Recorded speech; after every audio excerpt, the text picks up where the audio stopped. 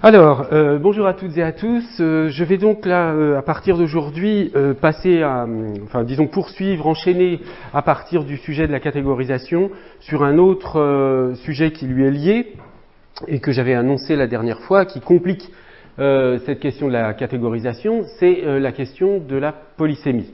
Mais avant d'entrer dans la description de ce phénomène linguistique, disons, de la polysémie, je voudrais rapidement rappeler que disons, conclure et faire une transition entre cette question de la catégorisation et la question de la polysémie. La problématique de la catégorisation, c'est vraiment le premier sujet, la première problématique caractéristique des linguistiques cognitives. Elle est intéressante à cet égard parce qu'il s'agit très clairement dans ce cas-là d'un phénomène, disons de la description d'un phénomène linguistique qui est relié à un processus cognitif qui n'est pas spécifiquement linguistique. La catégorisation existe sur le plan de la perception visuelle, de la perception auditive, etc. Ça n'est pas du tout un processus spécifique pour le langage. Le processus cognitif de la catégorisation, il n'est pas spécifique au langage. Il est donc une illustration exemplaire de cette méthode, si on peut dire, de la linguistique cognitive, qui consiste à rendre compte de phénomènes linguistiques à partir de processus cognitifs qui ne sont pas spécifiquement linguistiques. Alors, encore une fois, cela s'oppose à la perspective, disons, chomskienne, pour laquelle les processus linguistiques s'expliquent par une sorte de module cognitif spécifiquement linguistique, qui est donc ce qu'on appelle la grammaire universelle. Donc c'est pour cette raison, indépendamment bien sûr, enfin c'est pas indépendant puisque c'est lié aux découvertes d'Eleanor Roche sur la sémantique du prototype, sur la différence entre les niveaux de base et les niveaux supraordonnés et subordonnés, c'est à partir de cette question de la catégorisation que se constituent en réalité comme un champ de recherche particulier les linguistiques cognitives. Bon.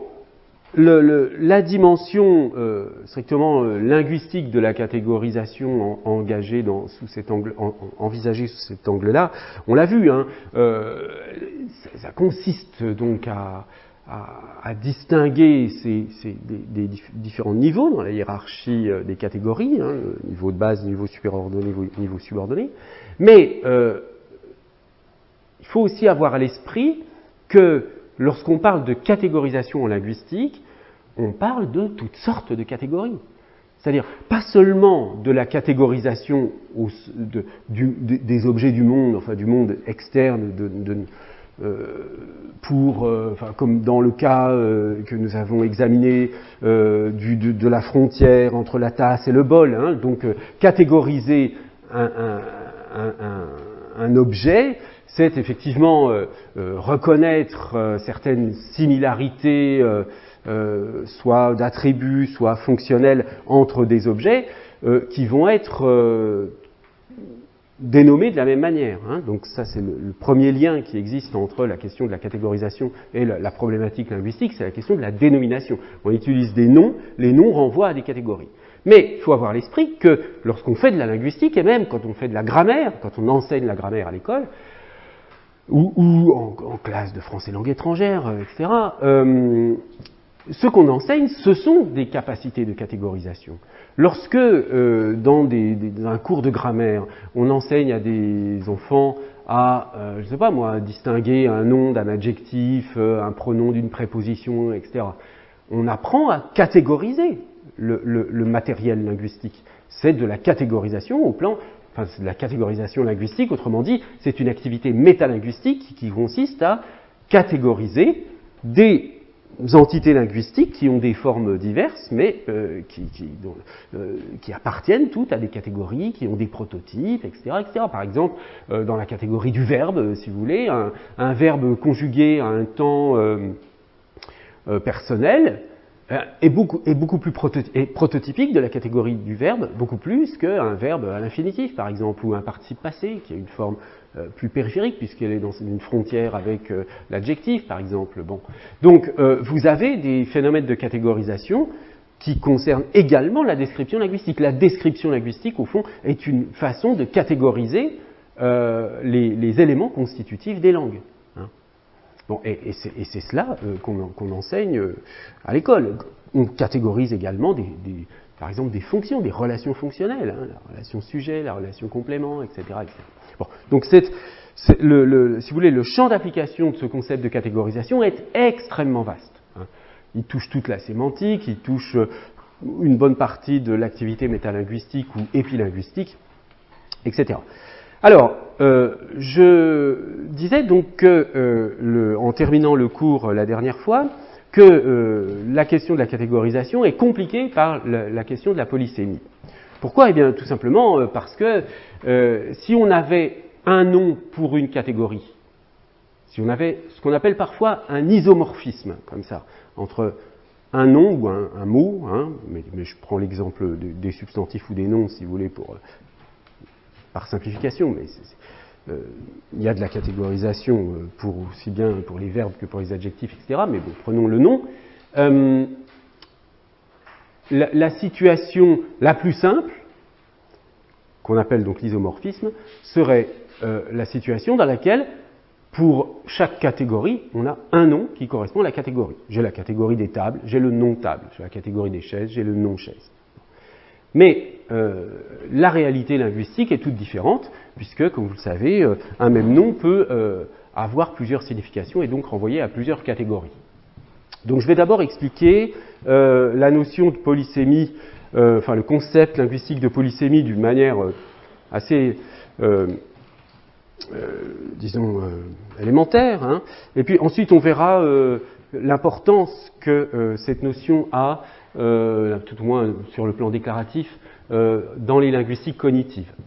Parce que, évidemment, c'est une notion, la polysémie, on le verra, qui apparaît, en tout cas dans le contexte français francophone au XIXe siècle. Hein.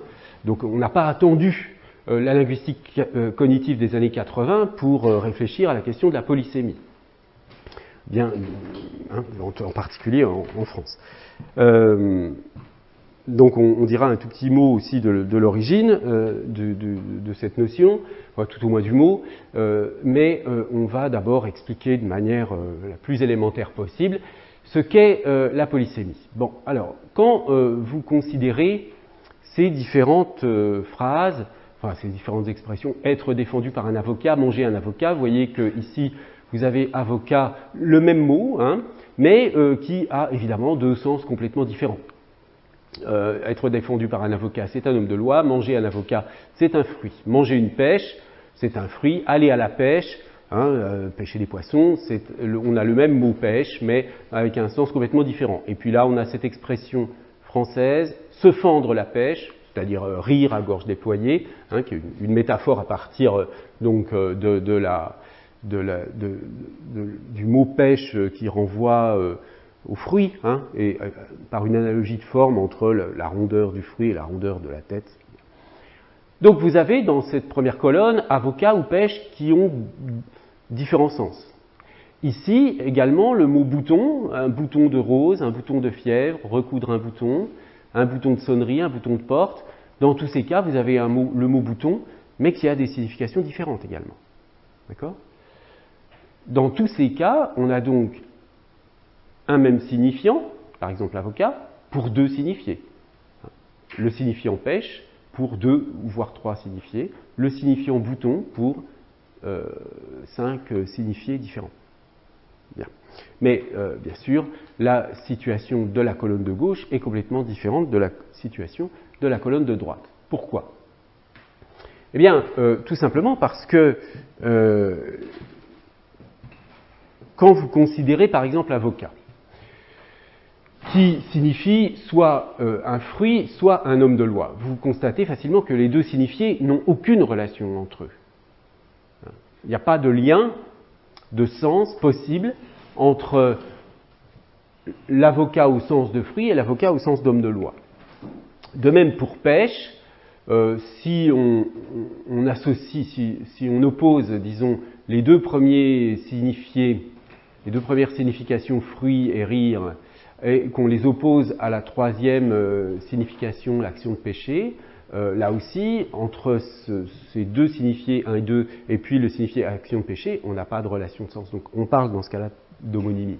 Et on ne parlera de polysémie que dans les cas où, comme dans le cas de bouton, où les sens sont liés les uns aux autres. Hein. Parce que, en fait, vous avez pour bouton un premier sens qui est donc le sens botanique, hein, un bouton de rose, un bouton de fleur, donc au sens d'un bourgeon peut avancer, et à partir de cette notion de bouton, le bouton de fleur représente une sorte de petite boule, eh bien, on a toutes sortes de sens possibles à partir de ce sens initial. Le sens dermatologique, hein, par exemple bouton de fièvre, qui est donc aussi qui a cette forme, un bouton de vêtement, un bouton au sens d'un organe de commande d'un circuit électrique, et puis un bouton comme au sens d'une poignée, hein, un bouton de porte, on dit une poignée de porte. Bien.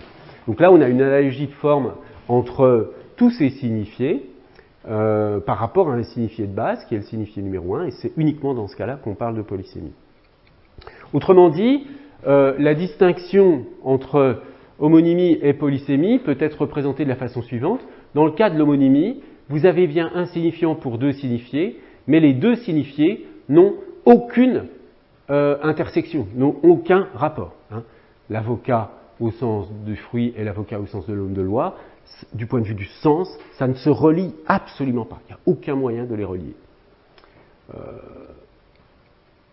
En revanche, dans le cas de la polysémie, comme pour bouton, eh bien, on va avoir des signifiés qui ont des zones d'intersection. Donc, la polysémie a donc besoin de ces deux conditions. D'une part, qu'on ait plusieurs signifiés pour un seul signifiant, et d'autre part, que les signifiés ne soient pas disjoints, aient une relation entre eux. Alors, si on veut préciser un tout petit peu la notion d'homonymie, on peut distinguer plusieurs sortes d'homonymie. Alors, dans le cas, lorsqu'on ne précise pas, on pense plutôt aux homonymes, homophones, homographes, c'est-à-dire un même signifiant oral et graphique pour plusieurs signifiés disjoints. Donc, ça, c'était l'exemple de pêche et avocat. Mais il peut arriver que vous ayez des homonymes qui ne sont pas homographes. C'est-à-dire, on les prononce de la même façon, mais ils ne s'écrivent pas de la même façon. Alors, on parle aussi d'homonymes ou d'homophones, hein, dans ce cas-là. Par exemple, un conte, au sens d'un conte de fées, un conte au sens d'un conte bancaire, un conte au sens un duc, etc. Donc là, vous avez à chaque fois le même signifiant oral, mais pas le même signifiant graphique. Mais vous avez quand même un même signifiant oral pour des signifiés différents. Et puis, inversement, vous pouvez avoir un même signifié graphique, hein, cet homme est fier, mais peut-on s'y fier, donc fier et fier, qui sont identiques du point de vue graphique, mais qui sont distincts du point de vue de l'homophonie. Donc, autrement dit, en général, on parle d'homonyme tout court pour les situations du type pêche ou avocat, et pour les homonymes du type pêche ou avocat, et puis on parle d'homophone ou d'homographe, ou d'homonyme homophone ou d'homonyme homographe pour les deux autres situations. Bien, mais je donne ces précisions simplement pour les laisser de côté et pour qu'on puisse se concentrer sur la polysémie. Un dernier mot donc sur les homonymes. Pourquoi des mots se retrouvent homonymes dans les langues ? Eh bien, parce que là, si on veut, c'est quand même le hasard de l'évolution phonétique, à moins qu'il y ait une volonté de... Enfin oui, c'est le hasard de l'évolution phonétique qui brouille un peu le système de la langue. Vous voyez bien que pêche au sens de fruit et pêche au sens d'action de pêcher n'ont pas du tout la même étymologie. Pêche au sens de fruit vient du bas latin, persica, qui vient lui-même hein, de malum persicum, fruit de Perse. D'accord ? Donc, c'est une déformation de persica qui a abouti à pêche.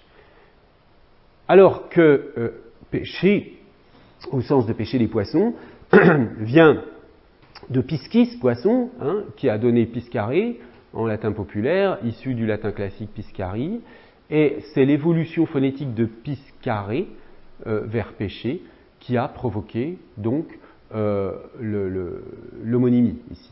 Donc vous voyez, persica, piscare, pour des raisons simplement d'évolution phonétique, se sont retrouvés à avoir des signifiants identiques, mais à partir de signifiés qui n'ont jamais eu aucun lien.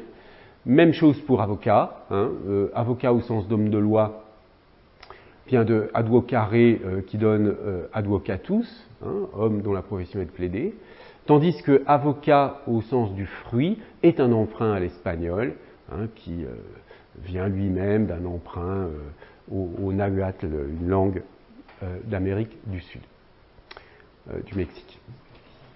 Voilà donc pour l'homonymie du point de vue étymologique.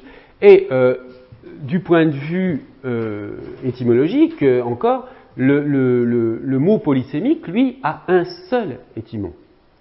Tous les sens du mot bouton viennent de la même étymologie, c'est-à-dire d'un dérivé d'un vieux verbe du français bouter, hein, qui signifiait pousser, avec une suffixation en on. Donc le bouton, c'est littéralement, étymologiquement, quelque chose qui pousse, hein, au sens du bourgeon de fruit. Hein, c'est quelque chose qui pousse. Bouter au sens de bouter hors de France. Enfin, vous savez. Bien.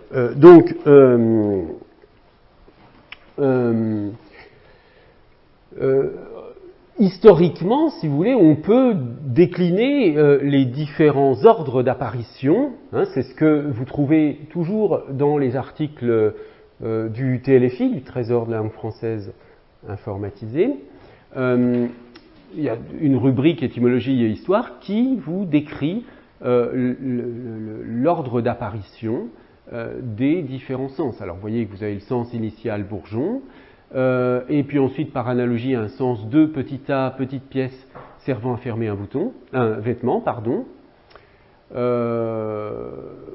Et ensuite petite boule servant à saisir certains objets, et puis bouton qui sert à pousser une porte. Et vous voyez seulement au XVIe siècle le bouton au sens de la tumeur qui se forme sur la peau. Donc à partir d'un même étymon, on a élargi le sens par polysémie. Alors, à partir de cet exemple, je peux tout de suite vous dire quelque chose qui, au fond, est une justification reconnue très anciennement, hein, dès le XIXe. Les linguistes français avaient reconnu cette idée que pourquoi il y a de la polysémie dans les langues? Pourquoi on n'a pas tout simplement pour chaque concept un mot différent? Mais tout simplement parce que si vous avez pour chaque concept un mot différent, ça vous fait exploser le lexique. Le nombre de mots différents va être très grand. Par exemple, prenez ici, imaginez qu'il vous faille un mot pour le bouton de fleur, un mot pour le bouton de vêtement, un mot pour un bouton de porte, par exemple, un mot pour un bouton au sens dermatologique. Il vous faut apprendre 4 mots différents. Alors que la stratégie, si j'ose dire, de la polysémie consiste à utiliser un mot qu'on connaît déjà pour l'étendre vers autre chose, mais avec une relation compréhensible.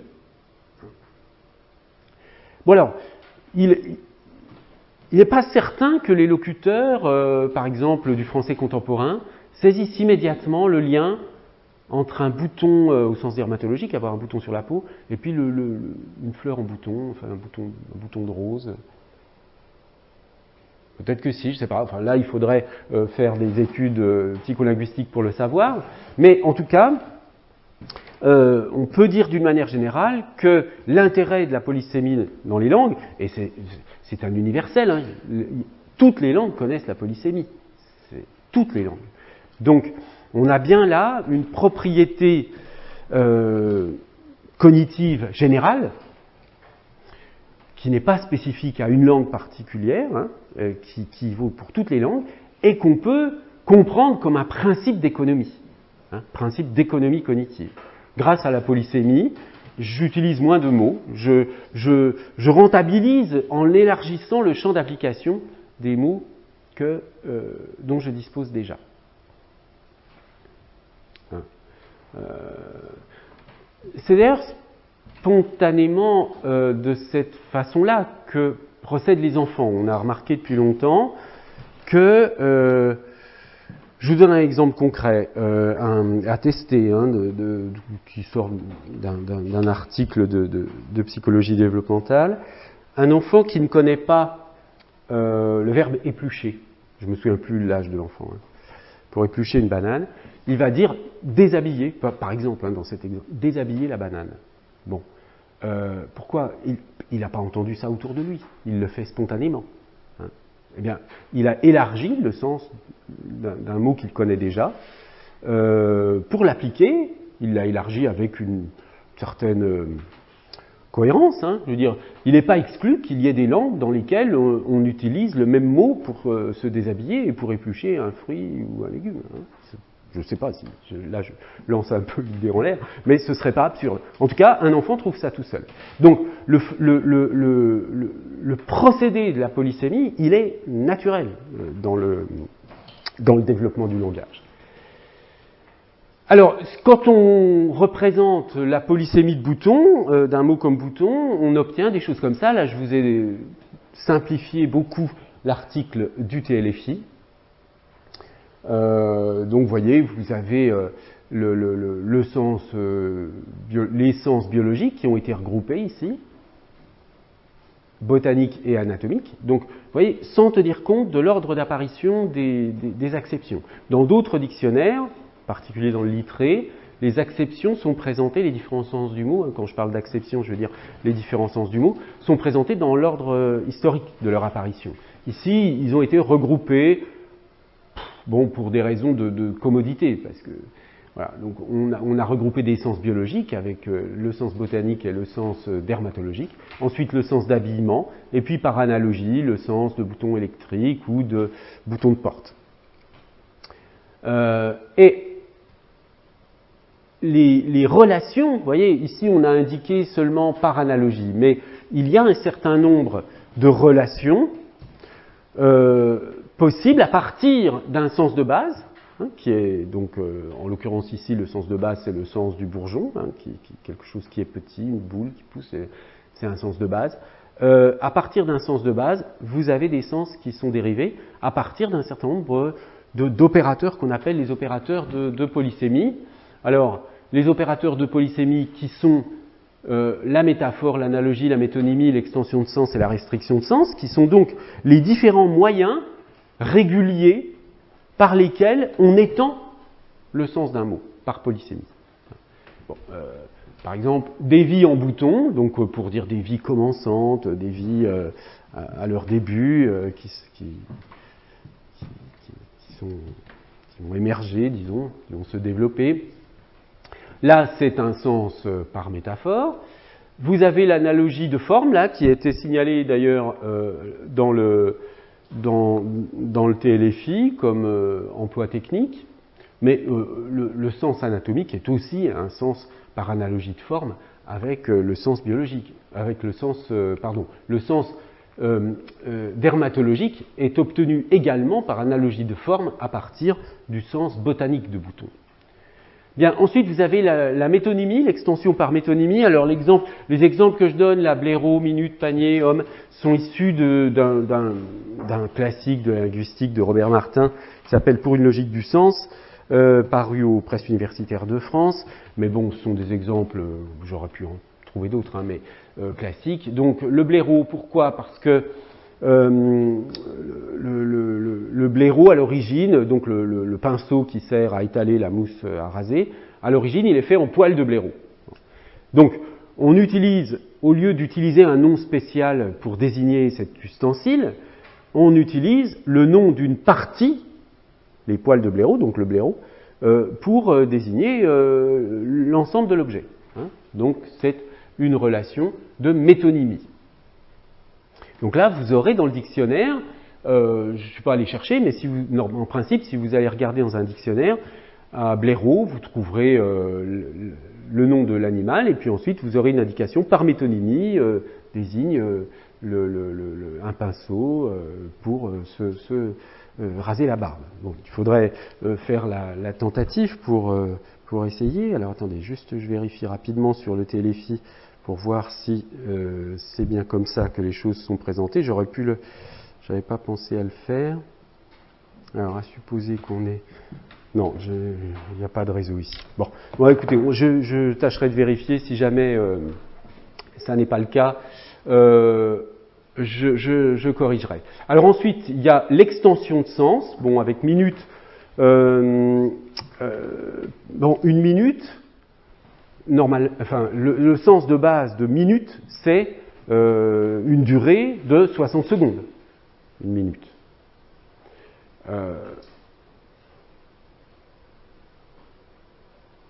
Mais si vous dites à quelqu'un je reviens dans 2 minutes, ça ne signifie pas forcément que vous revenez dans 120 secondes exactement. Donc, à partir du sens de base de 60 secondes, le mot minute finit par signifier bref, très bref espace de temps. Donc c'est une extension de sens. Et inversement, on a la restriction de sens avec homme, donc homme qui, au départ, comme disons son sens de base est être humain, au sens de comme l'homme est mortel, bon, c'est l'être humain en général, et puis homme au sens d'être humain masculin adulte, par opposition à femme d'un côté à garçon de l'autre, qui est un sens spécifié, un sens plus restreint de homme. Donc là, contrairement au cas de minute, où on avait étendu le sens, on est parti d'un sens très précis et on a obtenu un sens plus général, ici, avec le même mot, on restreint la signification. Alors, il est possible d'ailleurs que ce sens général de homme, un jour, il est possible qu'il disparaisse. Vous savez bien, dans les discussions sur les relations entre le genre et la langue, sur la question de l'inscription du genre dans la langue, on conteste l'utilisation du mot homme pour désigner les hommes et les femmes. Et par exemple, un certain nombre de personnes préconisent de dire désormais non plus les droits de l'homme, mais les droits humains. Parce que les droits de l'homme, évidemment, on pense nécessairement, on peut penser à homme au sens être humain mâle, adulte. Bon.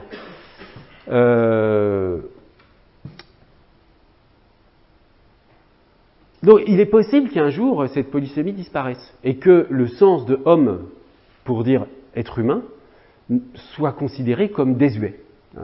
Pour l'instant, ce n'est pas le cas. Mais si de moins en moins de gens l'utilisent simplement pour éviter la confusion et pour éviter cet emploi qu'on appelle parfois générique, vous savez, c'est tout le problème de l'emploi générique. On va dire qu'on dit un ministre, ça peut être un homme ou une femme, mais c'est un masculin qui est générique, c'est-à-dire un masculin qui inclut aussi bien le masculin que le féminin. Mais un certain nombre de personnes vont vous dire, bah oui, d'accord, vous dites que c'est générique, mais n'empêche qu'on entend du masculin quand même. Donc ça pose quand même un problème pour certaines personnes. Et en effet, ça pose un problème du plan des représentations, parce que quand on dit homme, si on se souvient de ce qu'on a vu sur la catégorisation,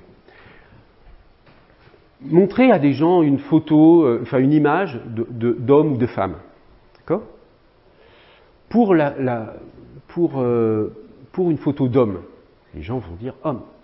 Pour une photo de femme, les gens vont dire femme. Personne ne va dire sur la photo de femme, c'est un homme, au sens d'un être humain en général. Donc, c'est bien que ce niveau de base, parce que homme au sens être humain général, c'est au plan de la catégorisation, c'est un mot d'un niveau superordonné, donc qui n'appartient pas à l'usage habituel, hein, c'est-à-dire aux représentations cognitives ordinaires et usuelles. Il correspond à un niveau générique plus large. Bon, bref, je n'insiste pas. Je vais simplement faire ce petit commentaire sur homme au sens entre guillemets générique, hein, mais c'était simplement pour illustrer là la notion de restriction de sens. Donc,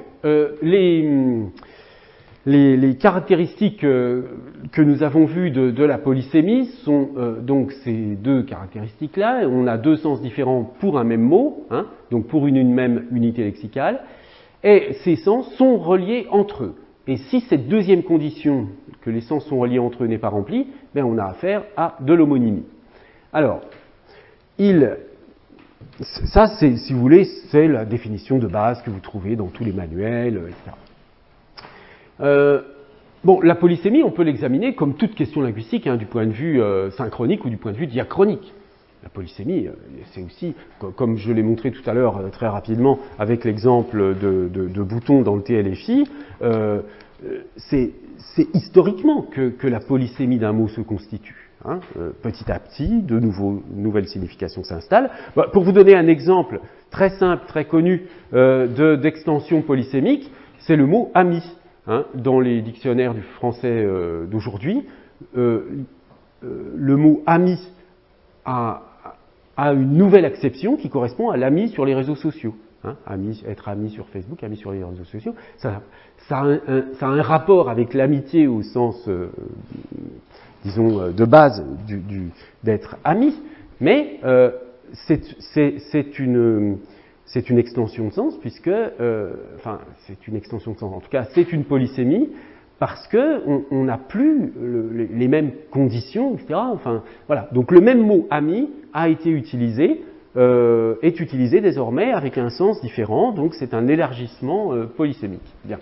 Mais il y a d'autres conditions qui ont été bien montrées par Kléber dans un article déjà maintenant un petit peu ancien, mais qui reste tout à fait pertinent, un article de 2008 intitulé « Petit essai pour montrer que la polysémie n'est pas un sens interdit ».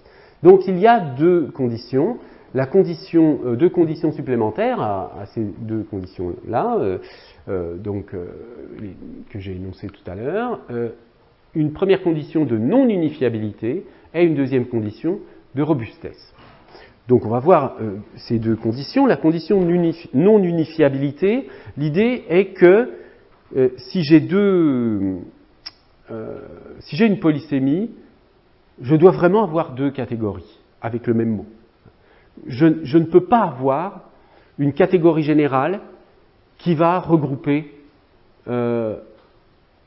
les deux sens du mot. Et la condition de robustesse, c'est l'idée que les variations de sens qui sont observées viennent bien de l'unité lexicale elle-même et pas du contexte d'emploi. Alors, prenons les différents aspects de la non-unifiabilité, tels que les présente Kléber. Alors, il y a d'abord, comme je disais, la non-unifiabilité catégorielle, qui signifie donc que vous n'avez pas de catégorie générale qui subsume, je viens de le dire, les catégories dénommées par les différentes acceptions du mot polysémique. Par exemple, si vous comparez souris qui est polysémique à enfant, alors enfant, on pourrait dire que c'est polysémique, enfant, puisque un enfant, ça peut être un enfant garçon ou un enfant fille. C'est deux sous-catégories différentes, hein, les garçons et les filles. Garçons et filles au sens de enfant garçon, enfant fille. Bon, on pourrait dire pourquoi on ne parle pas de polysémie dans ce cas-là? Parce qu'en effet, on ne parle pas de polysémie. Eh bien, parce que si vous avez un enfant garçon ou un enfant fille, ces deux types d'enfants sont deux sous-catégories d'une catégorie générale qui est la catégorie des enfants. Donc il y a bien une catégorie générale qui unifie les deux sous-catégories. Bon, en revanche, si vous prenez souris, animal, rongeur et souris d'ordinateur. Donc où là, alors l'exemple de la souris d'ordinateur, c'est presque une très large partie du vocabulaire de l'informatique a été créée par polysémie. Hein. Alors, il y a quelques mots qui sont des emprunts à l'anglais, je parle pour le français, hein, mais la plupart, quand vous prenez fenêtre, corbeille, enfin bref, tous les mots qui nous sont devenus usuels du vocabulaire informatique ont été obtenus par polysémie à partir de sens de base. Bon, voilà, la souris, on a calqué l'anglais qui avait déjà fait cette extension polysémique. C'est une analogie de forme, hein, entre la forme de la souris, le corps et la queue un peu longue, et puis donc les souris peut-être déjà un peu anciennes, je ne sais pas s'il y a encore beaucoup de souris avec des fils, alors on parle encore de souris même s'il n'y a pas de fil, alors que la ressemblance avec la souris commence à s'effacer, mais enfin peu importe. Donc, quand vous prenez la souris au sens de rongeur et la souris au sens d'ordinateur, ben, c'est absolument impossible de trouver une catégorie générale où on aurait deux sous-catégories qui seraient la souris animale et la souris d'ordinateur. Vous voyez que ce n'est pas du tout la même chose, un même mot et une même catégorie. On a le même mot souris pour ces deux catégories distinctes que sont la souris d'ordinateur et la souris animale. On a le même mot, mais ça n'est pas parce qu'on a un même mot qu'on a une seule catégorie. La polysémie, c'est précisément, on a un mot et plusieurs catégories, qui ne sont pas des sous-catégories. Parce que si vous prenez garçon et fille, ce sont des sous-catégories de enfants, hein, ou enfant-garçon, enfant-fille, là, ça n'est pas de la polysémie, justement. Alors, cette notion peut se décliner sur différents plans, mais c'est la même chose, en fait, c'est la même idée qui est déclinée sur différents plans. Alors, mais là, je reprends un peu Kléber, hein, donc la non-unifiabilité peut être en termes de conditions de vérité. Hein. L'attribution d'une valeur de vérité s'établit au niveau de chaque lecture particulière et non au niveau d'une interprétation qui rassemble les différentes lectures. Bon, c'est-à-dire, si vous dites Paul n'a pas d'enfant, ça peut signifier, ça signifie que s'il n'a pas d'enfant, il n'a ni garçon ni fille. Hein, s'il n'a pas d'enfant. Mais si vous dites Paul n'a pas de souris, il peut très bien avoir quand même une souris d'ordinateur ou quand même une souris animal rongeur selon... Donc on ne peut pas avoir quelque chose qui est vrai ou faux globalement pour les deux lectures. Ensuite, en cas d'ambiguïté, on ne peut pas unifier les deux lectures. Bon, voilà, Paul voudrait un enfant, c'est soit un garçon, soit une fille. Soit, si vous dites Paul voudrait une souris, ça peut pas... Enfin, je veux dire, il y a deux interprétations différentes. Ça peut pas... Ah, je voudrais bien une souris. Enfin, soit un rongeur, soit une souris d'ordinateur. Ça n'a aucun sens, une phrase comme ça. Bon. La non-unifiabilité sémantique, là, c'est l'idée qu'il n'y a pas de sens général ou abstrait qui rassemble les différentes lectures de l'unité lexicale polysémique. Donc, par exemple, pour quartier, on ne peut pas dire tout à fait que quartier, c'est une partie de, parce que ça marche pour quartier de viande, quartier d'une ville, ou quartier des femmes, mais ça ne marche pas, parce que si quartier signifiait partie de, vous pourriez dire un quartier d'un livre ou un quartier d'une symphonie, ce qui n'est pas possible. Hein. Donc, on a bien ici de la polysémie. Et puis, il y a un test qui est donc le test du zeugme. On ne peut pas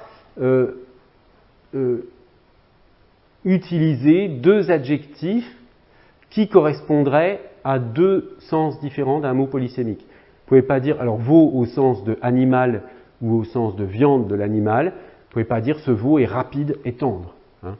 Rapide qui renverrait à veau au sens de animal et tendre au sens de veau, viande de l'animal. Bon, donc, cette notion, cette condition est une condition supplémentaire. L'exemple de l'enfant, on pourrait... un autre exemple qui est parfois utilisé, c'est le mot amour. Hein, je veux dire, entre l'amour paternel, l'amour fraternel, l'amour au sens amoureux, etc. Ce sont différentes formes de l'amour, mais ce n'est pas vraiment de la polysémie, là. Hein. On a plutôt différentes sous-catégories de l'amour. D'accord? On peut les unifier. Ce n'est pas de la polysémie. Pour qu'on ait de la polysémie, il faut vraiment qu'on ait un mot et différentes catégories non unifiables dans une catégorie générale. Alors, il y a une autre condition qui est la non qui complète la non-unifiabilité et dont on peut disons, illustrer la nécessité avec cet exemple, l'omelette est partie sans payer. Alors, c'est quoi cet exemple? Il faut imaginer une scène dans un restaurant où un client a pris une omelette et il est parti sans payer. Bien. Les serveurs ne connaissent pas les noms de leurs clients, souvent. Donc, comment font-ils il y a différentes solutions pour désigner une personne. On peut dire, je sais pas moi, le pull bleu, la personne avec un pull bleu, la personne qui a mangé une omelette. Bon, en résumé, l'omelette pour désigner la personne qui a mangé une omelette. Bien. Alors, est-ce que c'est de la polysémie? On a le même mot, omelette, qui désigne soit une recette qu'on mange à base d'œufs, soit une personne qui a mangé une omelette. Donc j'ai un même mot qui renvoie à deux choses complètement différentes. Est-ce que c'est de la polysémie? Bon, intuitivement, on sent bien que non.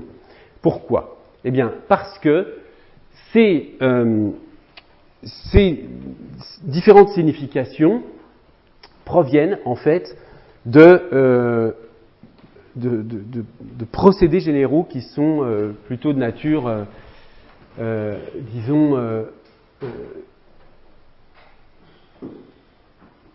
sont d'une nature qui ne provient pas, enfin, disons que la variation de sens ici ne provient pas de l'unité lexicale elle-même. Alors, cette condition, qui est donc la condition de robustesse, signifie que les différentes lectures de l'unité lexicale polysémique sont vraiment prévues, codées dans l'unité lexicale, et donc ne viennent pas d'autres facteurs. Donc, premier point, la source des lectures multiples est l'unité lexicale. Donc, ça permet d'opposer la polysémie aux locutions figées. Donc, quand vous prenez les locutions figées, où très souvent, vous avez des mots qui n'ont plus leur sens habituel.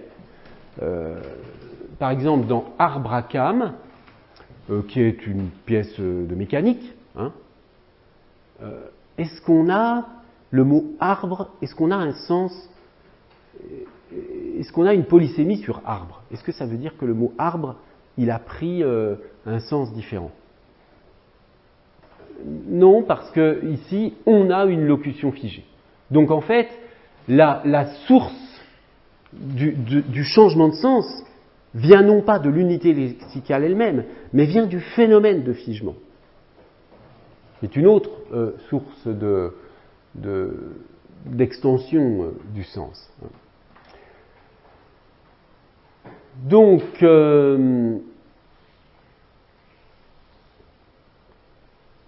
ça c'est le premier cas. Il faut bien vérifier que la source de la polysémie vient bien de l'unité lexicale elle-même et pas donc du fait, par exemple, qu'on a une locution figée. Et puis, par ailleurs, on peut distinguer la polysémie lexicale d'une pseudo-polysémie, bon, mais là, c'est pas une vraie polysémie, régulière ou systématique. En fait, quand on a pris cet exemple de l'omelette est partie sans payer, on a affaire à quoi? Une métonymie. Hein, on a utilisé une partie de la situation, donc une personne qui mange une omelette, on a utilisé le concept d'omelette et donc le mot omelette pour désigner la personne qui mangeait l'omelette. C'est un procédé régulier. Vous n'allez pas trouver dans le dictionnaire à omelette personne qui mange une omelette. C'est pas possible, parce qu'à ce moment-là, il faudrait pour n'importe quoi pull bleu, personne qui possède qui porte un pull bleu. Bon, donc le procédé, il est discursif à ce moment-là. Il est un procédé utilisable. On aurait pu dire, au lieu de dire l'omelette est partie sans payer, si la personne avait bu un jus de pomme, on aurait dit le jus de pomme est parti sans payer. Bon, donc le fait qu'on ait un changement de sens, qu'on utilise omelette pour désigner une personne et non pas pour désigner une recette à base d'œufs, eh bien, cette distinction de sens, elle ne vient pas de l'unité lexicale elle-même. Hein. Elle vient de l'utilisation d'un procédé régulier de métonymisation qui est ici, comme je vous le disais tout à l'heure, hein, justifié par le fait que dans la situation donnée, un restaurant ou d'un café, les serveurs ne connaissent pas forcément le nom des clients, donc ils trouvent des moyens pour les désigner. Et puis enfin, il faut aussi que les lectures multiples existent au niveau bien de l'unité lexicale et non pas seulement en discours. Par exemple, si vous prenez dans ce vers de Rimbaud, je me suis baigné dans le poème de la mer, hein, l'idée que la mer est un poème. Donc là, on pourrait dire, bah oui, c'est vrai qu'il y a une polysémie, la mer devient un poème dans le bateau ivre, là, hein, c'est de Rimbaud. La mer devient un poème, la mer est un poème. Bon. Est-ce que le fait que la mer puisse désigner la mer, d'une part, et que la mer puisse désigner un poème, c'est de la polysémie, que le mot mer, puisse signifier poème ou puisse signifier mer. Est-ce que c'est de la polysémie? Non. Pourquoi ça n'est pas de la polysémie? Parce que cette polysémie, parce que cette distinction ce double sens pour le mot mer provient d'un emploi figuré en discours. Hein, provient d'un emploi figuré en discours. Là aussi, vous n'allez pas trouver dans les dictionnaires, sous le mot mer, signifie poème chez Rimbaud. Alors on peut, comme ça, on pourrait faire des sortes de dictionnaires des métaphores chez certains auteurs, mais ça n'appartient pas au vocabulaire général et à la structure du lexique. Hein. Bon, donc on a bien besoin de ces deux propriétés, hein, la non-unifiabilité et la robustesse. Et d'une manière générale, donc, il faut distinguer au moins deux niveaux de fonctionnement des figures. Le niveau de la langue, hein, où on peut avoir des opérateurs comme je le disais tout à l'heure, des opérateurs de polysémie, comme la métaphore, la métonymie, l'extension de sens, la restriction de sens, etc. Et puis le niveau du discours, hein, où on peut avoir des opérations générales, qui ne sont pas spécialement créatives, hein, comme quand on dit l'omelette est partie sans payer, ou alors au niveau du discours avec des figures inventives, créatives, comme la métaphore, le poème de la mer, ce qu'on appelle avec Ricoeur, hein, la métaphore vive. Alors, cette conception de la polysémie, qui part donc, qui non seulement contient au départ ces deux conditions d'avoir un signifiant pour plusieurs signifiés, des signifiés qui sont reliés, mais aussi deux autres conditions, c'est-à-dire la non-unifiabilité, le fait que les deux catégories désignées par les deux signifiés ne sont pas unifiables, et puis la robustesse, c'est-à-dire que les deux sens viennent bien de l'unité lexicale elle-même. Cette conception de la polysémie qui se rattache donc à l'idée qu'il y a un sens de base et des sens dérivés au moyen d'opérateurs, s'oppose à une autre conception qui a été développée, enfin, qui est beaucoup plus marginale, hein, mais que je vous signale quand même, qui est développée notamment par Pierre Cadiot et Yves-Marie Visetti dans ce livre Pour une théorie des formes sémantiques, motif, profil, thème. Livre assez technique, hein, donc je vous le conseille si le sujet vous intéresse, mais attendez-vous à quelque chose que vous ne comprendrez pas à la première lecture. Donc, il y a une autre façon de concevoir la polysémie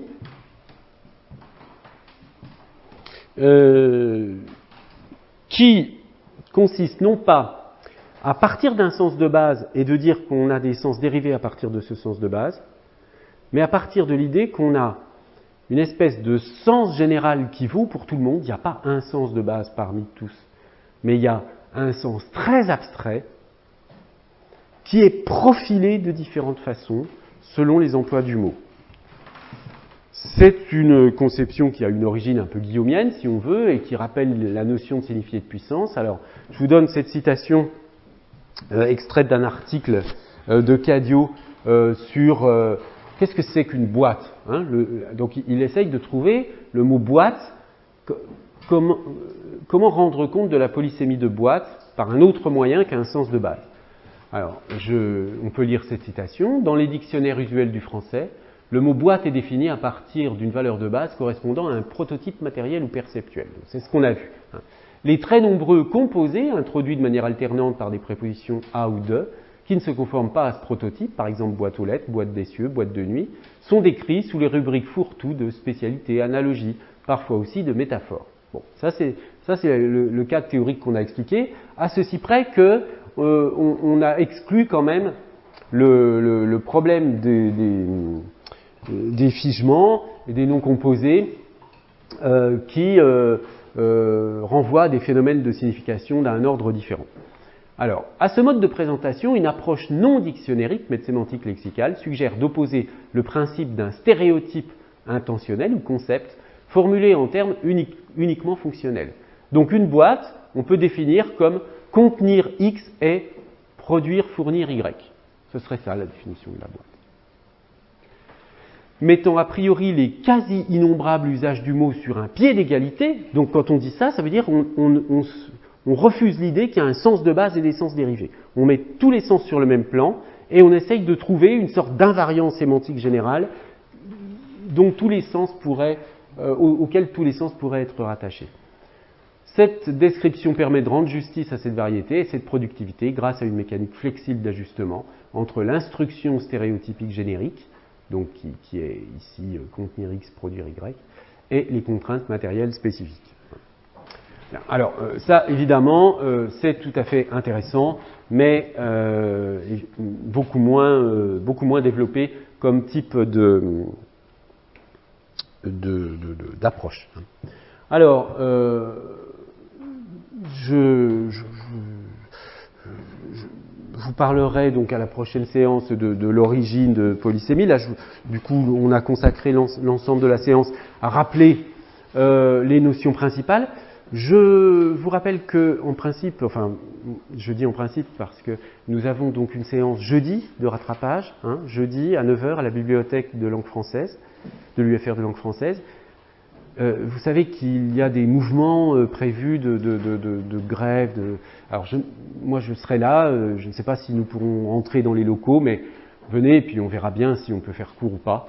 Mais si on ne peut pas, on trouvera un autre moment pour refaire ce cours. Mais voilà, moi je serai là à la bibliothèque de l'UFR jeudi à 9h pour donc la suite de cette approche de la polysémie. Merci de votre attention.